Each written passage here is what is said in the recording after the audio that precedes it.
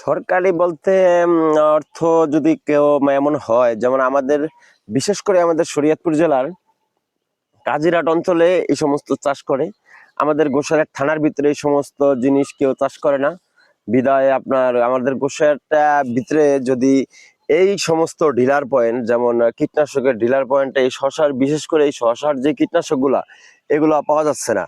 তাই আমরা বিভিন্ন জায়গা থেকে কুরিয়ানের মাধ্যমে, অনলাইনের মাধ্যমে এটার কীটনাশক আনতেছি। তাতে আমাদের দেখা যায় অনেকটা খরচ বেশি, বা অনেক সময় দেখা গেছে আমার আজকে এই কীটনাশকটা দরকার, কোরিয়ানে আসতে আসতে 3 দিন সময় লেগে যেতেছে। এই বিধায় আমাদের অনেকটা লস হয়ে যাইতেছে।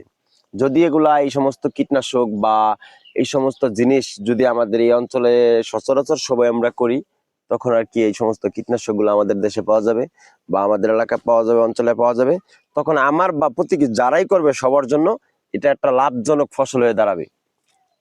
আর বিশেষ করে যেমন আমাদের নাগেরপাড়ার উদ্দেশ্যে কিছু বলি।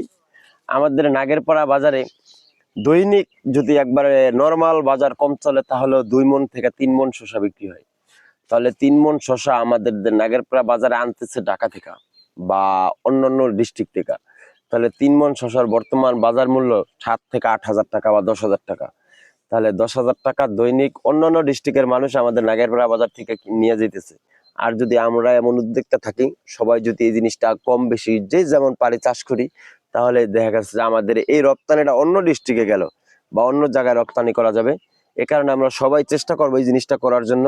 যারা কৃষক ভাই আছি, যারা বেকার আছি, আর যারা বেকার তাদের উদ্দেশ্যে বেশি বলবো, কারণ এই জিনিসটার পাশে সময় সারাদিন একবার মানে সারাদিন দিতে হয়। কারণ এই জিনিসটা অনেকটা একটা সুন্দর একটা জিনিস।